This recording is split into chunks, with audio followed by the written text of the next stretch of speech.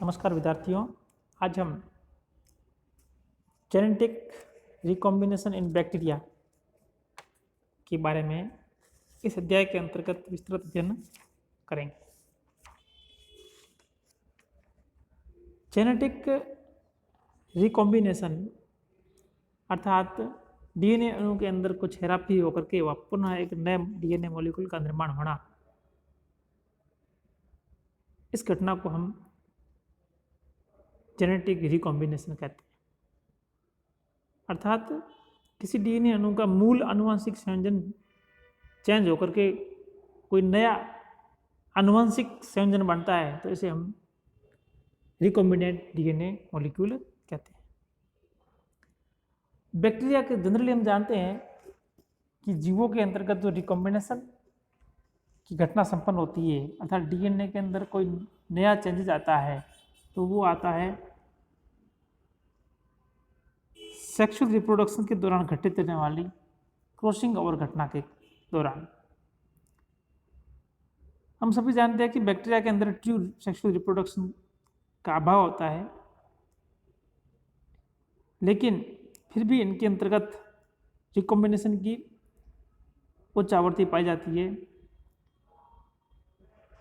इनके अंतर्गत जो रिकॉम्बिनेशन की घटना घटित होती है उसके सेक्सुअल रिप्रोडक्शन के अलावा कुछ अन्य अल्टरनेटिव पाथवेज पाए जाते हैं, जिसका हम इस अध्याय में अध्ययन करेंगे।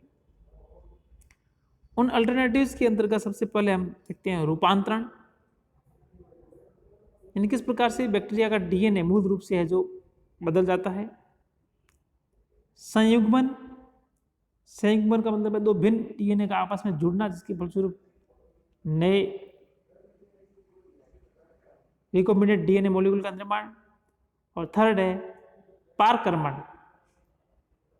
इन तीनों प्रकार की अल्टरनेटिव पाथवेज के द्वारा बैक्टीरिया के अंदर नए आनुवंशिक गुणों का समावेश होता है, जिसके फलस्वरूप एक नए पुनर्संयोजी डीएनए मॉलिक्यूल की प्राप्ति होती है। अब हम इस अध्याय के अंतर्गत इन तीनों प्रकार के alternative pathways for the formation of recombinant molecule in bacteria का अध्ययन करेंगे।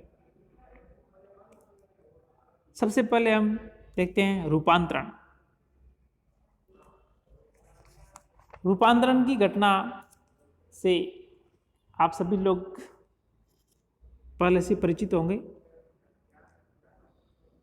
रूपांतरण का अध्ययन सबसे पहले फ्रेडरिक ग्रिफिथ ने 1926 में न्यूमोनिया रोग फैलाने वाले जीवाणु स्ट्रेप्टोकोकस न्यूमोनी पर अनुसंधान के दौरान पता लगाया और उन्होंने ये बताया कि न्यूमोनिया फैलाने वाले जीवाणु स्ट्रेप्टोकोकस न्यूमोनी के दो रूप पाए जाते हैं। एक रूप होता है आर रूप, दूसरा होता है एस रूप। आर से मतलब है कि इस प्रकार के जीवाणुओं के अंदर कैप्सूल अनुपस्थित होता है, जिसकी वजह से इनकी सतह है जो खुरदरी होती है, इसलिए इनको आर अर्थात रफ स्टेन बोलते हैं। और ये है जो अनुग्रह प्रभेद होता है। दूसरा जो इस जीवाणु का प्रभेद है वो है एस प्रभेद, जिसे हम स्मूथ प्रभेद कहते हैं। और इन जीवाणुओं में जो कैप्सूल बना होता है, कैप्सूल विभिन्न प्रकार के पौधों से बना होता है और कैप्सूल की उपस्थिति के कारण इस जीवाणु की जो बाहरी सतह होती है वो चिकनी और चमकदार होती है, जिसके फलस्वरूप हम इन्हें एस टाइप की बैक्टीरिया कहते हैं। और ये जो एस टाइप की बैक्टीरिया है ये उग्र होते हैं, अर्थात न्यूमोनिया रोग को उत्पन्न करते हैं। तो ग्रिफिथ ने अपने रूपांतरण प्रयोग के अंतर्गत जब वो अपना अनुसंधान कर रहे थे तो उन्होंने देखा कि स्ट्रेप्टोकोकस न्यूमोनी को जब वो कल्चर कराते थे उन्होंने दो प्रकार के रूप देखे, एक एस रूप और एक आर रूप। एस रूप को उन्होंने एस थर्ड और आर को आर सेकेंड के रूप में पहचाना। उन्होंने देखा कि जब हम रफ स्टेन वाले इस न्यूमोनिया को करने वाले न्यूमोकोकस जीवाणु को चूहों के अंदर इंजेक्ट करते हैं तो चूहे हैं जो जिंदे रहते हैं। इसका मतलब कि ये जो जीवाणु है ये है जो किसी भी प्रकार का रोग उत्पन्न नहीं करते हैं। दूसरे प्रैक्टिकल के अंतर्गत उन्होंने देखा कि अगर एस टाइप वाले जीवाणुओं को अगर चूहों के अंदर इंजेक्ट किया जाए तो चूहों की मौत हो जाती है। तीसरे प्रकार के अंतर्गत उन्होंने देखा कि अगर एस टाइप के बैक्टीरिया को हीट करके मार दिया जाए उसके पश्चात उनको चूहों की बॉडी में इंजेक्ट किया जाए तो चूहे जिंदा रहते हैं। और अंतिम ट्रायल के अंतर्गत उन्होंने देखा अगर आर टाइप के जो जीवाणु हैं उनके साथ में हीट किल्ड एस स्टेन को मिलाया जाए और फिर बाद में उनको चूहों के अंतर्गत इंजेक्ट किया जाए तो चूहे मर जाते हैं। इस प्रकार से उन्होंने देखा कि इस प्रयोग के अंतर्गत एस टाइप के जो बैक्टीरिया होते हैं वो रोग कारक होते हैं और चूहों के अंदर न्यूमोनिया रोग कोज करते हैं, लेकिन आर टाइप के बैक्टीरिया किसी भी प्रकार का रोग कोज नहीं करते, अर्थात वे अनुग्र होते हैं और एस है जो उग्र होते हैं। लेकिन जब अनुग्र प्रभेद के साथ में हीट किल्ड एस स्टेन मिलाते हैं तो ये हीट किल्ड एस स्टेन के जो जीवाणु है इनके अंदर कोई विशेष प्रकार का ऐसा कोई पदार्थ है जो पदार्थ है जाकर के आर स्टेन के पदार्थ को बदल रहा है, अर्थात आर स्टेन को एस स्टेन में कन्वर्ट कर रहा है। और ये जो बदलाव हो रहा है आर का एस में बदलाव, इसी को हम रूपांतरण कहते हैं। और ग्रिफिथ ने और इसी को रूपांतरण नाम दिया और उन्होंने बताया कि ये घटना किसी एक मॉलिक्यूल की उपस्थिति के कारण अन्य मॉलिक्यूल की प्रवृत्ति में परिवर्तन, इस घटना को आज हम ग्रिफिथ रूपांतरण के नाम से भी जानते हैं। अब ये पदार्थ कौन सा है जिसके फलस्वरूप है जो आर प्रभेद एस प्रभेद के रूप में परिवर्तित हो गया, इस बात का पता लगाने के लिए आगे इसी क्षेत्र में 1944 के अंतर्गत O T Avery, C MacLeod and M McCarty द्वारा ग्रिफिथ के प्रयोगों को आगे बढ़ाया गया और ये जानने की कोशिश की गई कि जीवाणुओं के अंदर ऐसा कौन सा पदार्थ पाया जाता है एस प्रकार के जीवाणुओं के अंतर्गत जो कि आर प्रकार के जीवाणुओं को एस प्रभेद के जीवाणुओं में रूपांतरित कर रहा है। इसी प्रयोग की कड़ी में उन्होंने इसका निष्कर्ष निकालने के लिए, इस बात का पता लगाने के लिए कि रूपांतरण कारक कौन है, तो उन्होंने देखा कि ये तो पहले ही पता पड़ गया था ग्रिफिथ के प्रैक्टिकल के द्वारा कि एस टाइप की बैक्टीरिया है जो उग्र होते हैं और वही है जो रेस्पॉन्सिबल है न्यूमोनिया कोज करने के लिए। तो उन्होंने एस टाइप के जो बैक्टीरिया थे उन बैक्टीरिया का कार्बोहाइड्रेट, प्रोटीन, डीएनए, ठीक है, इन तीनों को लेकर के आइसोलेट किया और तीनों को पृथक रूप से आर बैक्टीरिया के कल्चर के साथ में निवेशन किया, अर्थात मिलाया। और चौथे प्रकार के अंतर्गत उन्होंने क्या किया कि जो एस टाइप का डीएनए था बैक्टीरिया,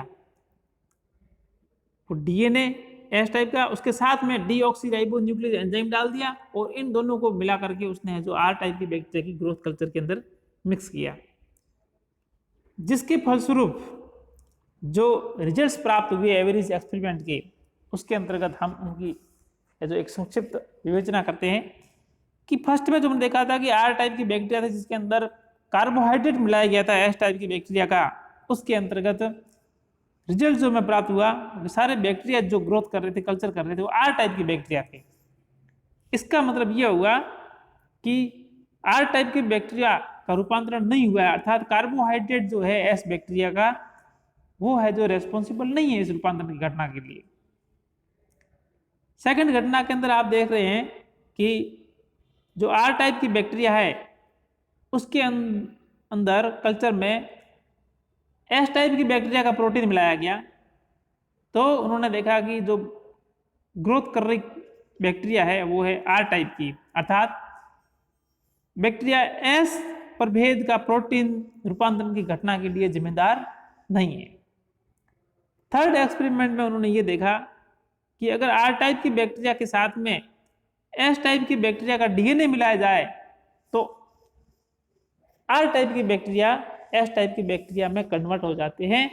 इससे उन्होंने ये निष्कर्ष निकाला कि जो ग्रिफिथ ने रूपांतरण का नाम दिया था या रूपांतरण की घटना का पता लगाया था, उस रूपांतरण की घटना का मुख्य आधार डीएनए अणु ही है।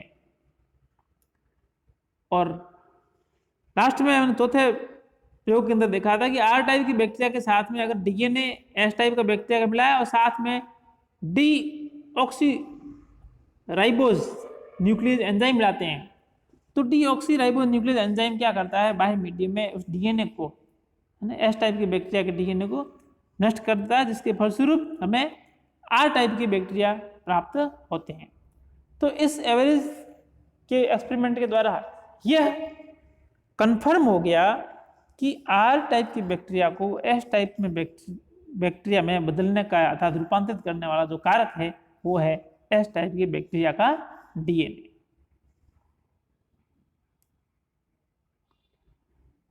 यहां पर आपको एक सामान्य रूपांतरण की घटना दिखाएगी जिसके अंतर्गत एक जो बैक्टीरियल सेल है, जो रिसिपिएंट सेल है, और उसके अंदर इधर एक डोनर डीएनए है और रिसिपिएंट सेल के द्वारा डोनर डीएनए को ग्रहण किया जाता है। ग्रहण करने के फलस्वरूप इस डोनर डीएनए में से कुछ डीएनए मॉलिक्यूल्स है जो क्रॉसिंग ओवर के दौरान है जो रिसिपिएंट सेल्स के जो मुख्य डीएनए उसके साथ में जुड़ जाते हैं और उसका हिस्सा बन जाते हैं, और अन्य जो बचे हुए जो अनरिकॉम्बाइंड डीएनए अणु होते हैं वो है जो डिग्रेड हो जाते हैं। इस प्रकार से हमें एक जेनेटिकली रूपांतरित अर्थात ट्रांसफॉर्म्ड सेल की प्राप्ति होती है। दूसरा जो महत्वपूर्ण घटना है डीएनए रिकॉम्बिनेशन की बैक्टीरिया के अंतर्गत वो है संयुग्मन। संयुग्मन की खोज 1946 में लेडरबर्ग तथा ईएल टेटम ने की। संयुग्मन के समय डीएनए का स्थानांतरण दाता कोशिका से ग्राही कोशिका में होता है और ये स्थानांतरण दोनों कोशिकाओं के मध्य एक नलिका पाई जाती है जिसे हम संयुग्मन नलिका कहते हैं, जिसका निर्माण सेक्स पिल्ली के द्वारा अर्थात सेक्स पिल्ली के संयोजन के फलस्वरूप होता है। संयुग्मन की घटना के 3 परिपथ बताया गया, जिसके अंदर आपको पहला देख रहे हो कि conjugation between F plus and F minus bacterium, अर्थात F प्लस का मतलब है कि डोनर सेल है, और F यहाँ पर फर्टिलिटी फैक्टर को शो कर रहा है, और F माइनस मतलब रिसिपिएंट सेल ग्राही कोशिका। यहाँ पर आप देख रहे हैं एक ऊपर की तरफ है जो आपको डोनर सेल है, नीचे की तरफ आपको दिखाई दे रही है कोशिका है जो रिसिपिएंट सेल है, और इन दोनों के बीच में आपको जो मैटिंग ब्रिज दिखाई दे रहा है इसे हम संयुग्मन नलिका कहते हैं, जो कि सेक्स पिल्ली के संयोजन से बनती है। F प्लस जो बैक्टीरिया होते हैं उनके अंतर्गत सेक्स पिल्ली पाई जाती है जो कि संयुग्मन नलिका के रूप में कार्य करती है, अर्थात जेनेटिक मटेरियल डीएनए के ट्रांसफर का कार्य करती है। तो इसमें आप देख रहे होंगे जो F प्लस सेल है जिनके अंदर F फैक्टर पाया जाता है, अतिरिक्त जीवाणुवीय गुणसूत्र संरचना जो प्लाज्मिड उसके अंदर प्लाज्मिड पाया जाता है, और F माइनस सेल के अंदर कोई प्लाज्मिड वगैरह नहीं पाया जाता है। तो आप यहाँ पर देखोगे जो F प्लस सेल है वो अपना है जो स्थानांतरण कारक ट्रांसफर फैक्टर है जो अर्थात डीएनए को ट्रांसफर करती है F माइनस सेल में, और ये F माइनस सेल्स के अंतर्गत जब F फैक्टर ट्रांसफर हो जाता है तो वहां जाकर के ये फैक्टर डीएनए अणु का संश्लेषण कर देता है और एक नया डीएनए मॉलिक्यूल बन जाता है। इस प्रकार से अंत में दोनों कोशिकाएं F प्लस सेल अर्थात दोनों कोशिकाएं हैं जो एक नए प्लाज्मिड युक्त होती है। इस प्रकार से हम देखते हैं कि जो पहले F माइनस सेल थी अर्थात ग्राही सेल थी, अब वह भी है जो दाता कोशिका के रूप में व्यवहार करेगी। सेकंड कंडीशन है वो है कि जो F पॉजिटिव सेल है अर्थात जिसके अंतर्गत प्लाज्मिड मौजूद है। अगर यही प्लाज्मिड जो पहले स्वतंत्र रूप से जाना जीवाणुविक गुणसूत्र के साथ में समाकलित नहीं था, उसे जुड़ा हुआ नहीं था, अब अगर ये क्रॉसिंग ओवर की घटना के दौरान अगर ये जो डीएनए है प्लाज्मिड डीएनए और ये है जीवाणुविक डीएनए, अगर ये प्लाज्मिड डीएनए जीवाणुविक डीएनए के साथ में जुड़ जाता है तो इस प्रकार की सेल को हम HFR सेल अर्थात हाई फ्रीक्वेंसी रिकॉम्बिनेंट सेल कहते हैं। और तीसरी जो घटना है संयुग्मन की वो है conjugation between an HFR and an F- bacterium, यानी हाई फ्रीक्वेंसी रिकॉम्बिनेंट सेल और F- सेल के बीच में कॉन्जुगेशन, जिसके फलस्वरूप हम देखते हैं कि बैक्टीरिया का जो डीएनए है ये है जो आप देख रहे हो, किसी प्लाज्मिड का डीएनए ब्लैक कलर में ब्लू कलर का बैक्टीरिया का डीएनए है। ये बैक्टीरिया डीएनए जो HFR सेल के अंदर है ये है जो अन्य जीवाणु कोशिका को स्थानांतरित हो जाता है। तो HFR कोशिका जो होती है वो क्या करती है, अपने अंदर मौजूद पहले से जिस पर्पोसी का ये डीएनए है उस डीएनए को अन्य जीवाणु में स्थानांतरित करने का कार्य करता है, जिसके फलस्वरूप उस डीएनए के अंदर एक नए डीएनए अणु का निर्माण होता है, जिसे हम रिकॉम्बिनेंट डीएनए मॉलिक्यूल कहते हैं। इस प्रकार से ये तीनों जो घटनाएं हैं, इन तीनों घटनाओं के फलस्वरूप जीवाणुविक कोशिका के मुख्य गुणसूत्र के अंदर कुछ नए हैं जो हमें लक्षण देखने को मिलते हैं। तीसरी जो घटना है वो है पारकर्मण। पारकर्मण का मतलब है एक जीवाणु से दूसरे जीवाणु में जीवाणु भोजी के द्वारा आनुवंशिक पदार्थ का रूपांतरण। यानी इस घटना में जो जीवाणु भोजी होते हैं अर्थात ऐसे वायरस जो जीवाणुओं को मार देते हैं, संक्रमित करते हैं, वो जीवाणु भोजी एक जीवाणु से दूसरे जीवाणु में डीएनए को ट्रांसफर करने का कार्य करते हैं। इस घटना को हम पारकर्मण कहते हैं और पारकर्मण की खोज जिंडर तथा लेडरबर्ग द्वारा 1952 में की गई। अब पारकर्मण की जो घटना है दो प्रकार की होती है, सामान्य पारकर्मण और विशिष्ट पारकर्मण। अब हम इन दोनों पारकर्मण की घटनाओं का यहां पर अध्ययन करेंगे। सबसे पहले है सामान्य पारकर्मण। सामान्य पारकर्मण की घटना में आप देखते हैं कि एक जो बैक्टीरियल सेल है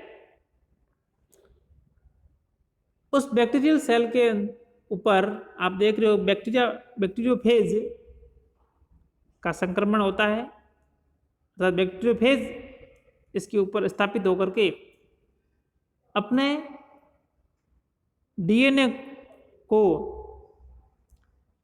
जीवाणुविक कोशिका में प्रवेश करवाता है। इसके लिए उसके अंतर्गत विशिष्ट प्रकार के उसके जो टेल फाइबर्स होते हैं उसके फलस्वरूप ये है जो सबसे पहले उस पर अधिशोषित हो जाता है। उसके बाद में इनके अंदर पाए जाने वाले विशिष्ट प्रकार के लाइटिक एंजाइम्स जो कि जीवाणुविक कोशिका भित्ति को डिग्रेड कर देते हैं, जिसके फलस्वरूप इस डीएनए अणु का जीवाणुविक कोशिका में प्रवेश सुगम हो जाता है। बाद में ये डीएनए जीवाणुविक डीएनए का डिग्रेड कर देता है, अर्थात तो जीवाणु भोजी का डीएनए जो आप रेड कलर में देख रहे हो, ये जो जीवाणुविक डीएनए है ब्लू कलर में, इसको है जो क्या कर देता है, ब्रेक कर देता है और होस्ट अर्थात जीवाणुविक मशीनरी का उपयोग करते हुए नए डीएनए अणुओं का निर्माण करता है और अपने अन्य आवश्यक अंगों का निर्माण करता है। और बाद में इन सभी आवश्यक मशीनरी का उपयोग करते हुए इन अंगों की असेंबली होती है, जिसके फलस्वरूप एक नए जीवाणु भोजी अणु का निर्माण होता है। तो इस असेंबली के दौरान कभी कभार फेज डीएनए अणु के साथ में जीवाणुविक डीएनए अणु की पैकिंग हो जाती है, और जब यह फेज, जिसके अंतर्गत जीवाणुविक डीएनए भी शामिल होता है, किसी अन्य कोशिका को संक्रमित करता है, तो उस घटना के दौरान हमें 3 प्रकार की सेल्स प्राप्त होती है। अगर संक्रमण के दौरान यह जीवाणुविक डीएनए नई संक्रमित कोशिका के डीएनए के साथ में जुड़ जाता है, तो हम इसे स्टेबल जीन ट्रांसफर कहते हैं। अगर ये डीएनए अणु नहीं जुड़ पाता है, अर्थात इसका डिग्रेड हो जाता है, टूट जाता है, तो इस प्रकार के जीन ट्रांसफर को हम अनस्टेबल जीन ट्रांसफर करते हैं। और अगर तीसरी घटना के अंदर उसने इंटैक्ट तो कर लिया, लेकिन इंटैक्ट करने के बाद में जब उसके साथ में इंटीग्रेशन नहीं हो पाता है, तो उसके बाद में उसका है जो वो डीएनए मॉलिक्यूल एबॉर्ट हो जाता है। इसे है जो हम एबॉर्टिव ट्रांसफर कहते हैं। तो इस प्रकार से सामान्य पारक्रम की घटना में एक जीवाणु कोशिका में अन्य जीवाणु कोशिका के डीएनए का ट्रांसफर होता है। अब हम नेक्स्ट देखते हैं विशिष्ट पारक्रमण। विशिष्ट पारक्रमण की घटना में डीएनए अणु, जो फेज का डीएनए अणु है, जब किसी कोशिका को संक्रमित करता है, तो ये फेज का डीएनए बैक्टीरिया के डीएनए के साथ में जुड़ जाता है और एक नया रिकॉम्बिनेंट डीएनए मॉलिक्यूल प्राप्त होता है।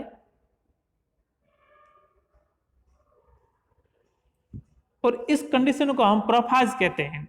इस अणु को प्रोफाज डीएनए अणु कहते हैं। और कुछ समय पश्चात ये प्रोफाज डीएनए अणु अर्थात फेज का जो डीएनए अणु है, मूल जीवाणुविक डीएनए से पृथक हो जाता है। और इस घटना के दौरान, पृथक होने के दौरान, फेज डीएनए के साथ में कुछ परपोषी का डीएनए भी जुड़ा रहता है।